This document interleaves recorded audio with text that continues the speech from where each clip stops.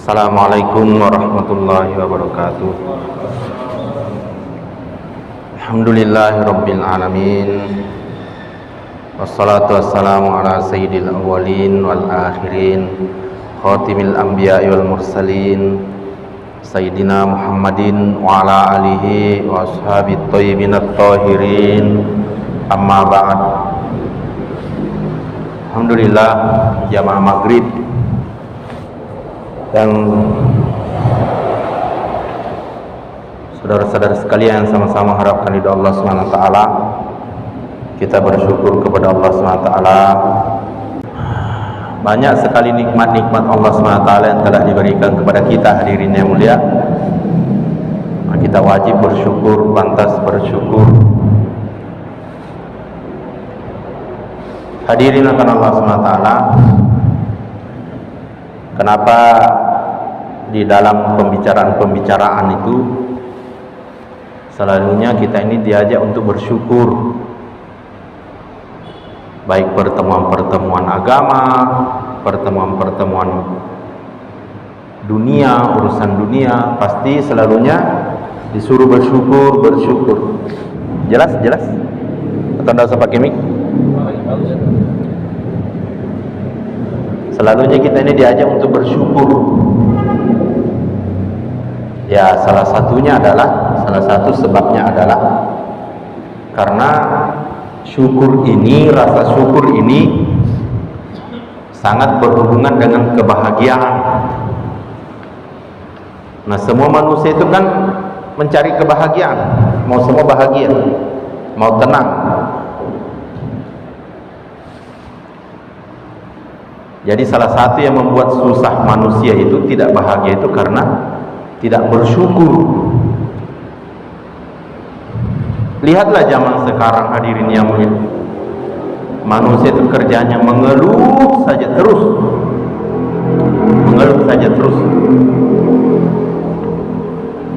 Serba kekurangan. Katanya serba kekurangan terus. Padahal hadirin yang mulia, kalau dilihat pakaiannya yang dia pakai ini cuma satu lembar di badannya, tapi di lemarinya itu banyak sekali pakaian tak gantung-gantung. Terutama itu perempuan-perempuan, wanita-wanita itu. Penuh itu lemari itu, bekak itu lemari itu. Baru merasa masih kurang. Ya tapi dari makanan apa sebohong itu. Kalau tidak percaya bilang kekurangan makanan, kamu pergi rumahnya orang yang paling miskin di dunia ini, di Indonesia ini, di kampung ini, pasti masih ada sisa makanan di periuknya itu. Apalagi dispensernya itu. Apalagi namanya? Rice cooker. Pasti ada sisa nasi di situ. Katanya kekurangan, tapi kok malah kelebihan. Lebih. Jadi salah satu juga buktinya orang pelit itulah punya rice cooker. Nabi itu tidak pernah menyimpan makanan untuk hari esok. Karena kenapa? Habis disedekahkan semuanya. Kita berapa makanan di rice cooker? Kasihan orang-orang di sana itu pergi beli satu bungkus nasi 15.000. Itu sisa nasi kamu bungkus baik-baik, kasih ikan sepotong baru kau letakkan di depan rumahmu. Makanan gratis, siapa mau lewat ambil.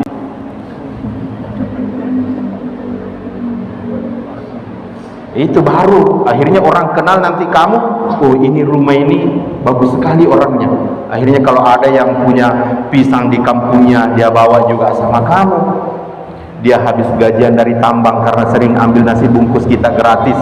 Padahal itu sebenarnya sisa nasi ya, cuma dibungkus rapi begitu baik-baik, dikasih di depan rumah kaca, ditulis baik-baik di situ pakai baliho gratis.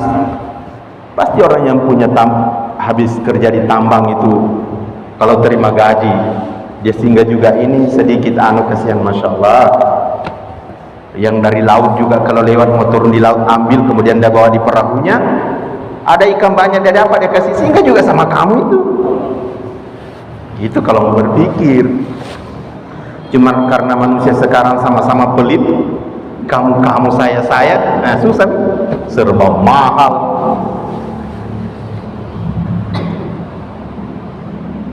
Katanya serba kurang, padahal padahal di rumahnya ada kulkas lebih-lebih di situ.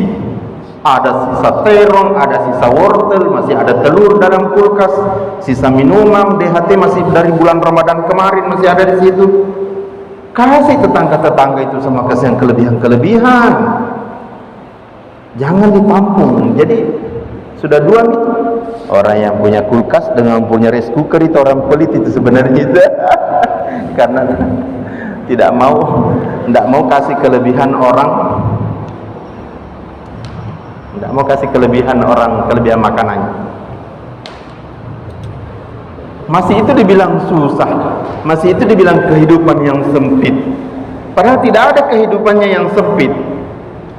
Allah ciptakan kasur, mengilamkan kepada pembuat kasur.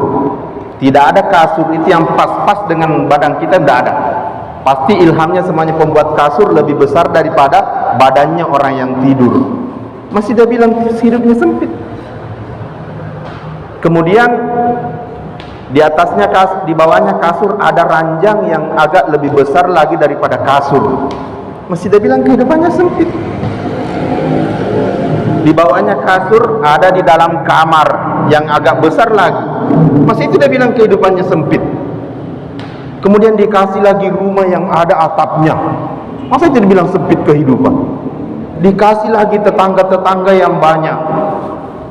Dikasih lagi sumur, dikasih lagi pemerintah juga dikasih, kepala dusun Allah persiapkan untuk dia, kepala desa untuk dia persiapkan untuk dia, bupati dia persiapkan untuk dia, gubernur dia persiapkan untuk dia sendiri. Bahkan alam ini hadirin yang mulia, Allah SWT persiapkan untuk kita semuanya manusia. Alam tara annallaha sakhkhara lakum Alam tara annallaha sakhkhara lakum ma fis samawati wal ard. Apakah kamu tidak melihat bahwasanya Allah SWT sudah tundukkan alam ini untuk kamu, yang ada di bumi, yang ada juga di langit? Tapi manusia sebagian masih dibilang sempit kehidupan saya. Punya istri lagi, longgar juga, masa dibilang sempit? Malah dia cari yang sempit-sempit. Iya, memang susah itu mencari barang yang tidak ada. Jadi memang manusia ini kalau tidak bersyukur hadirin, susah tok saja kehidupannya. Susah terus saja kehidupannya. Selalu menginginkan perkara yang tidak ada di depannya. Itu yang susah juga, tidak bersyukur. Di rumah ini cuma ada ikan sepotong, sipolomi balik, itu pun ikan kering. Tapi hati merasa susah karena tidak ada ayam geprek, ayam goreng atau sate. Susah itu. Mulai kesusahan itu.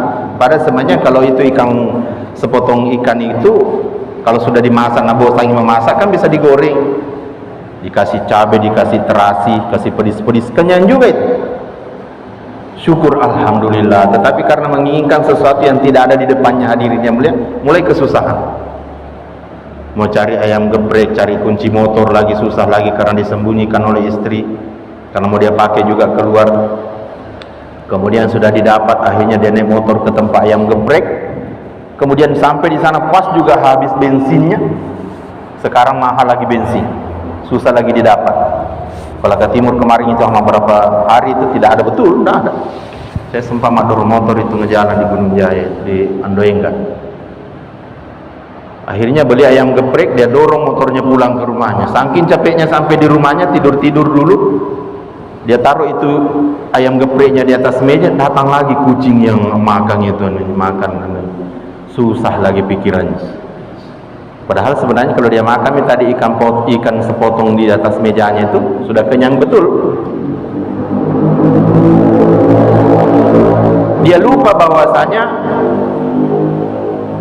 sepotong ikan yang ada di atas mejanya itu Allah Subhanahu wa taala itu tundukkan seluruh alam itu untuk itu, mengantar sepotong ekor ikan itu mengantar sampai di depannya itu Allah tundukkan seluruh alam.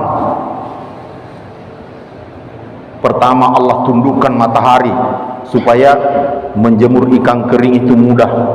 Satu. Kemudian Allah tundukkan lagi nikel-nikel tanah-tanah untuk beli mesin supaya dia pakai petak nelayan itu pergi pergi di laut sana tangkap ikan, kemudian Allah lagi keluarkan bensin untuk beli solar, apalagi solar untuk mesinnya itu orang pergi tangkap ikan di sana. Allah tumbuhkan lagi kayu-kayu yang berpuluh-puluh tahun dalam hutan untuk dipakai bikin perahu. Padahal itu cuma untuk nangkap ikan, sepotong ikan kering tadi itu di depannya. Dia lupa semuanya tentang itu.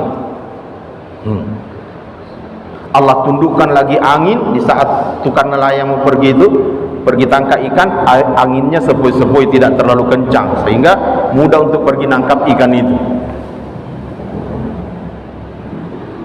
Kemudian sebelum pergi berangkat menangkap ikan tadi yang sepotong ikan kering itu, hadirin yang mulia, makan dulu. Allah tundukkan lagi beras, Allah tumbuhkan lagi padi, dikerja oleh para petani, menciptakan lagi besi untuk dibikin cangkul. Pokoknya semua seluruh alam hikmat tunduk, Allah tundukkan berentetan untuk mengantar sepotong ikan kering yang ada di hadapannya kita tadi. Tapi kita langsung begitu enaknya, ya mihebawang. Ini saja memang kanriammu, ya mutu fiha wala yahya. Diartikan salah lagi ayat ya mutu diwani nasa ya mutu banyak. Saya pernah dengar orang kayak begitu, main-main tidak boleh ya seperti itu. Saya pernah dengar suami bilang begitu sama itu, ya mutu fiha wala yahya. Tidak boleh ya, main-main. Nah, hadirin semata Allah seperti itu. Yang membuat susah manusia itu karena kurang syukur, kemudian menginginkan sesuatu yang tidak ada di depannya. Kemudian hadirin yang mulia,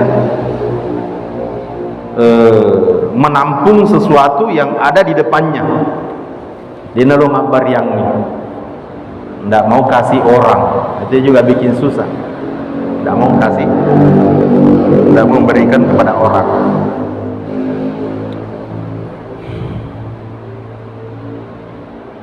Nah, sebenarnya hadirin yang mulia, memang tidak ada manusia yang hidup tidak enak, itu sebenarnya tidak ada katanya. Yang ada itu adalah orang yang merasa hidup tidak, yang merasa tidak enak. Karena kenapa? Semua pemberian Allah SWT kepada makhluk itu pasti semuanya itu lebih. Wallahu dzu fadlin azim. Allah SWT memberikan karunia, memberikan kelebihan yang agung, kurang lebih maknanya. Jadi tidak ada itu yang bilang Allah memang memberikan kurang, tidak ada. Semuanya serba lebih. Cuma kita ini manusia yang merasa kurang. Kala-kala kita ini sama kambing. Kambing itu hadirin yang mulia tidak pernah pusing untuk hari esok. Istrinya banyak, anaknya juga banyak, tidak pernah pusing. Tidak punya tangan untuk bekerja, tidak punya otak untuk cari makanan, untuk cari kerja. Kita sekarang sudah punya otak, sudah punya tangan, itu pun kita tidak minta. Allah SWT kasih telinga itu kita tidak minta. Allah kasih mata itu kita tidak minta. Allah kasih tangan kita tidak minta. Tapi Allah SWT sudah sempurnakan semuanya itu untuk keperluan-keperluan dan kemudahan hidup kita. Cuma kita selalu merasa susah, kalah sama kambing. Kambing itu kerjanya hanya, ya kan, kambing itu kan makannya cuma rumput. Apa bedanya rumput dengan padi? Rumput malah tidak ada yang tanam, padi ada yang tanam, bahkan ada yang kerja. Sudah Allah siapkan tukang-tukang petani-petani, sudah masih pusing lagi.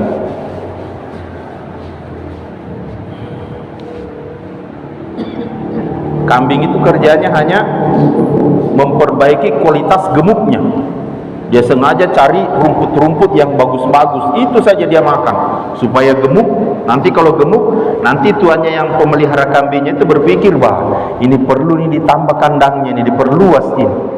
Karena gemuk sekali nih, mau dibikin kandang yang luas, tambah banyak nanti anaknya. Begitu aja. Itu kambing. Nah, kita tidak mau memperbaiki kualitas kita, tidak mau. Kualitas ibadah kita tidak mau perbaiki. Kualitas pekerjaan juga itu bekerja asal-asalan sehingga dipecat. Belum bekerja sudah minta panjar.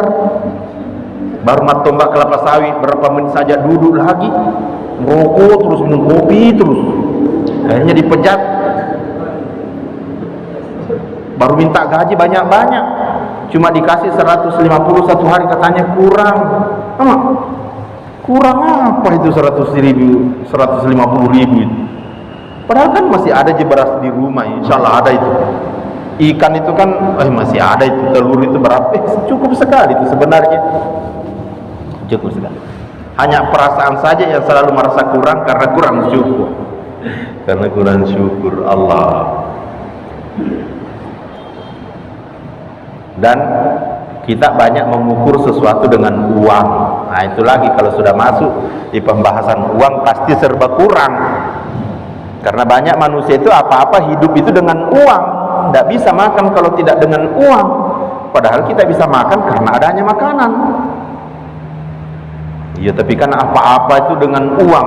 Bohong itu. Saya sudah buktikan sekitar 6 hari yang lalu itu, macet motor saya di Andoenga Palaka Timur sana. Ada uang di kantong tapi tidak ada bensin dijual. Berarti bukan uang segalanya. Ini lama-lama sampai menjelang zuhur ada Pak Haji datang bawa bensin 2 liter. Saya mau bayar, dia bilang tidak usah.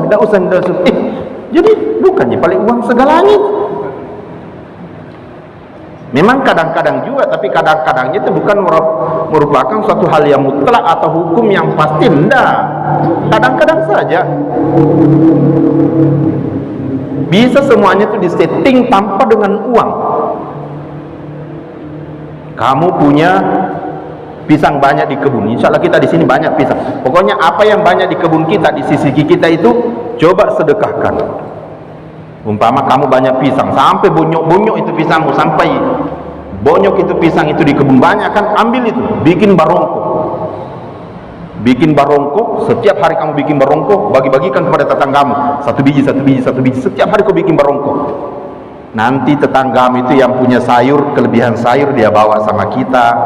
Tetanggamu yang nelayan itu dia bawa juga sama kita, kelebihannya ikannya. Yang punya kelapa tetanggamu itu yang jatuh 2 kelapanya, pasti kamu dikasih kelapa 1 juga kelapa. Jadi banyak terkumpul dalam ruang, siapkan gudang. Hasil dari barongko, hasil dari ukti bonyo yang dari kebun kamu. Kalau tidak percaya, coba-coba nih begitu. Coba-coba. Tiap hari kau programkan. Oh, saya cuma punya kelapa sawit. Sumbangkan setiap hari 1 tandang 1 rumah, setiap hari 1 tandang 1 rumah, setiap tandang 1 rumah, 1 kampung kasih. Kamu tinggal duduk begini saja, pasti orang 1 kampung bilang, jangan, kasihan dia pergi peti, kasihan kalau dia pergi tombak baru dia juga yang kasih begitu. Mari kita rame-rame pergi bantu dia pergi petikan itu, nanti kan kita juga dikasih jiki juga, dan tidak mungkin juga kalau kita mengambil semua kan nggak enak. Jadi kasih ini juga dia sebagian, tinggal itu saja begini. Datang terus kelapa sawit itu, orang yang panenkan, orang yang petikan. Cuma karena kita maunya banyak, ini loh kelapa sawitku, ini loh sawahku, ini loh pisang saya. Akhirnya orang bilang, ya alamui, kasih semuanya, jangan ku bantu biar mati saya bekerja sedikit. Tahu paling betul itu orang.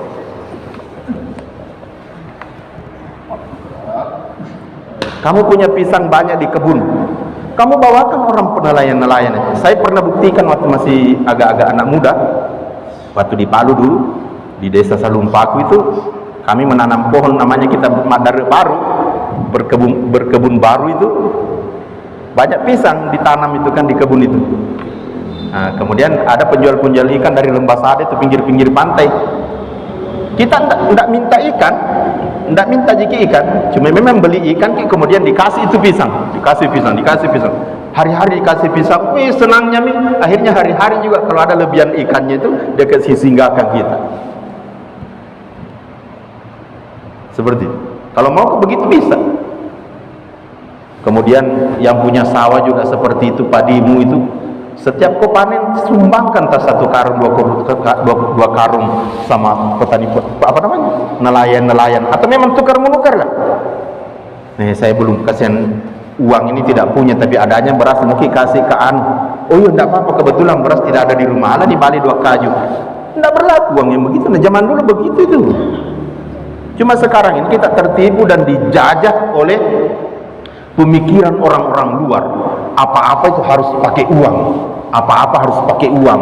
Sebenarnya bisa tidak dianu itu, bisa disettingin. Kalau kita mau rubah semuanya sistem itu, menderita itu orang-orang luar itu.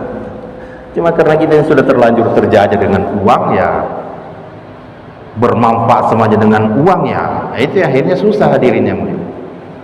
Sampai pekerja-pekerja dakwah ini, karpun-karpun juga ini mengatakan tidak bisa keluar tanpa uang. Nah ini repot. Padahal orang itu bisa keluar di jalan Allah Subhanahu wa taala itu modalnya cuma satu saja, mau. Nah, itu saja. M-A-U, mau. Itu nih. Itu saja. Mau keluar, mau. Tapi saya tidak bisa jalan kaki, bilang. Maksudnya apa? Biasanya dibayar itu, mau tenang loh. Kalau masalah itu yang penting kau mau dulu tuh, oke, berangkat. Modalnya cuma mau. Tapi ada kebalikannya, tidak mau. Kalau tidak mau ya tidak bisa. Dan mungkin dia ini mau, tapi tidak ada yang mau ongkosi dia. Orang-orang kaya, orang khawas tidak mau ngongkosi dia. Karena kenapa? Nanti dia datang mau keluar kalau banyak masalahnya. Setelah keluar hilang lagi, pergi lagi kerja dunia, katanya apa ini akhirnya tidak pernah keluar. Karena bersatu antara mau dan tidak mau. Tidak mau orang musyawarahkan, karena dia itu nanti mau keluar kalau banyak masalahnya, tak butuh piade ajin. Jadi hanya modalnya mau, bukan karena banyak uang, bukan. Banyak orang yang banyak uangnya tapi tidak mau keluar. Allah. Insyaallah mau semua, insyaallah. Mau.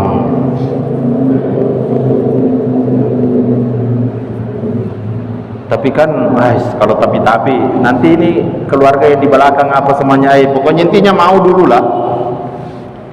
Mau dulu. Allah akan mudahkan semuanya itu. Allah akan mudahkan. Yang penting kita mau dulu. Jangan mempersulit diri hadirin yang mulia dalam kehidupan ini. Hidup ini cuma singkat, satu kali saja.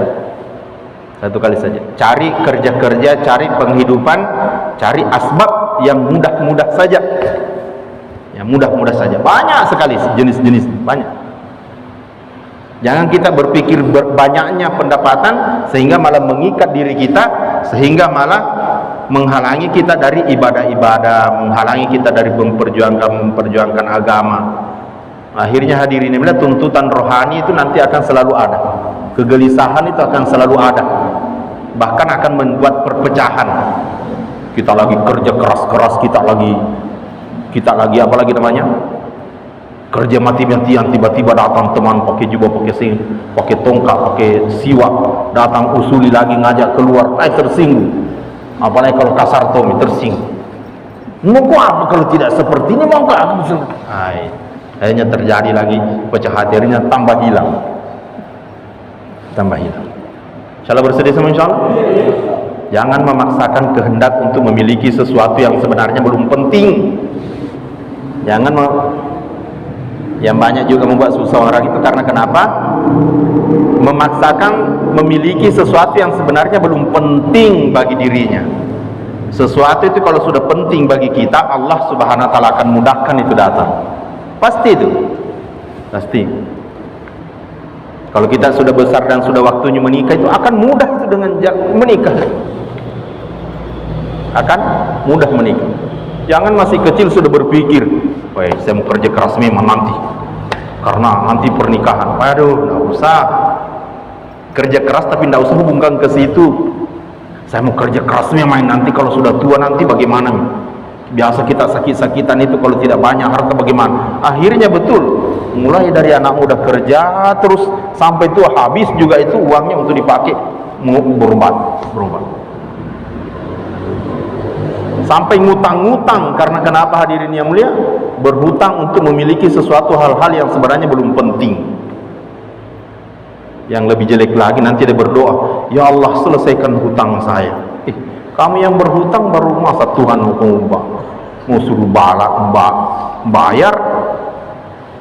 selesaikan masalah saya. Kau sendiri yang bikin masalah dalam hidupmu, Tuhan lagi kau suruh selesaikan masalah-masalah. Boleh berhutang untuk agama, berhutang untuk dakwah, berhutang untuk keperluan taklim, berhutang untuk keperluan ibadah, boleh. Tapi kalau hanya keperluan untuk dunia-dunia, banyak aja hal-hal yang bisa kita lakukan sehingga kita ini tidak terlalu berhutang, karena akan susah sendiri nanti kehidupan. Mengerti? Jangan, kalau mau berhutang untuk agama, lapor dulu kepada Allah. Ya Allah, saya ini mau berhutang untuk keluar dakwah. Kalau memang ini baik bagi saya dan berkah bagi saya, mudahkanlah saya untuk membayar hutang nanti, atau mudahkan hatinya orang saya hutang ini menjadi ikhlas mengikhlaskannya nanti. Coba saya ini Pak Haji sebenarnya mau keluar di jalan Allah, dan saya sudah buktikan. Dan dalam hukum katanya itu, ulama katakan tidak boleh mengadakan perjalanan yang jauh kalau kita ini punya utang sebelum izin kepada yang diutangi. Maka saya ini mau izin sama Pak Haji ini, saya mau keluar ini, dan itu saya mau ke Lampung, saya mau ke Jakarta, musyawarah nasional, dan itu pun bukan uang saya, dimusyawarahkan saya aja. Saya minta karena izinnya karena saya. Pasti dia bilang, sudah ikhlas, kami ini tambah-tambah. Saya sudah buktikan. Itulah berkahnya syariat itu begitu. Berkahnya. Kita kan sebenarnya banyak juga tidak mau mentok, bayar, malah 11 mentok ini. Sembunyi kalau mau pergi belanja apa semuanya, padahal ada utang sama orang. Tidak mau lewat di depan rumahnya dan sebagainya. Allah. Salah bersedia semua. Dan hadirin yang mulia, tingkatkan kualitas diri kita dalam hal berhikmat kepada agama. Ada hadis qudsi itu, ya dunia ihdimi man khadamani, wahai dunia berhikmatlah kepada orang-orang yang berhikmat kepada aku. Salah satu maknanya adalah berhikmat kepada Allah, berhikmat kepada agamanya Allah, menjadi petugas-petugas agama, aktivis agama, aktivis dakwah, aktivis taklim wa ta'allum, aktivis kebaikan. Maka dunia akan tunduk kepadanya. Wastaqdim man khadamaka, dan perbudaklah orang-orang yang hanya fokus tawajuh untuk mencarimu, untuk kamu dunia. Makanya kita lihat kehidupan orang-orang, sebagian orang hadirin yang mulia, semakin dia ini aktif mau menyelesaikan urusan dunia dengan dunia juga, mau menyelesaikan itu malah akan semakin ruwet kehidupan, semakin berantai masalah, semakin jauh dari suasana, semakin jauh dari semangat memperjuangkan agama. Padahal saya pernah dengar itu, masalah-masalah dunia ini itu diselesaikan dengan akhirat. Seperti kalau siang, untuk menghilangkan siang ini, Allah akan datangkan maghrib, kemudian malam hilang itu siang itu. Untuk menghilangkan pahit, maka datangkan manis yang banyak.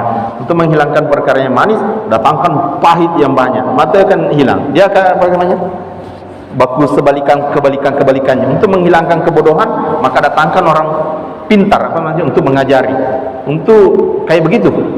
Demikian juga hadirin mulia, untuk menyelesaikan masalah dunia, mengeluarkan ketertarikan hati dengan dunia, mengeluarkan jiwa, diri, pikiran dari tipuan-tipuan dunia, maka masukkan suasana akhirat dalam kehidupan kita. Bersedia semua insyaallah. Bawa suasana agama. Kita menjual-jual nasi goreng, niatkan semuanya untuk akhirat, untuk agama, untuk membantu hamba-hambanya Allah, untuk memudahkan hamba-hambanya Allah. Karena pak kos-kos, pelajar-pelajar, pak tambang-tambang itu kasihan tidak bisa memasak, maka niatkan itu, saya masakkan ini supaya memudahkan mereka, karena saya tidak kuat untuk pergi cari-cari uang kayak begitu, biar nanti menukar dengan uangnya. Nah, jadi tentunya pasti akan hanya sebatas tukar menukar, tidak mengambil memang untuk uang, akhirnya serba mahal. Terus kau ini bapak kita 25.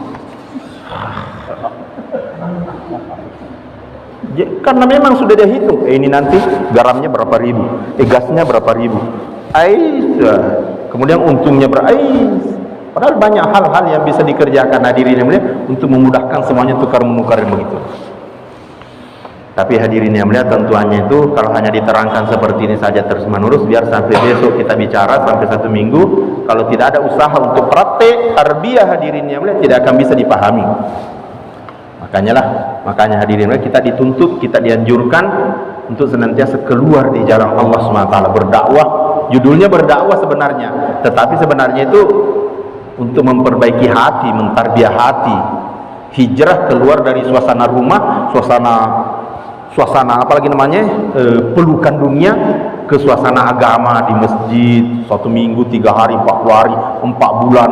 Semakin lama kita ini hijrah, semakin lama kita dalam suasana agama, dakwah, hadirin yang mulia, maka semakin sempit itu, semakin apalagi namanya nih, semakin ketertarikan kita, semakin ditipunya kita dunia itu, kita bisa tahu, oh dunia sini lagi, oh tipuan lagi.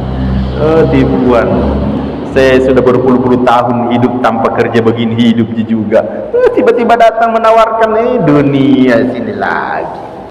Seperti kerja begitu tidak bisa keluar 4 bulan. Tipuan itu. Ya kita malah mau ikut-ikutan. Oh ya, yudi. Oh tertipu. Maka itu pentingnya keluar. Insyaallah Insyaallah setiap tulis nama kita, siapkan diri kita, keluar 3 hari, 40 hari, 4 bulan. Yang belum negeri jauh. Seperti saya belum negeri jauh, niat negeri jauh. Subhanallah bihamdihi, subhanakallah hamdika, asyhadu an la ilaha illa anta, astaghfiruka wa atubu ilaik. Assalamualaikum warahmatullahi wabarakatuh.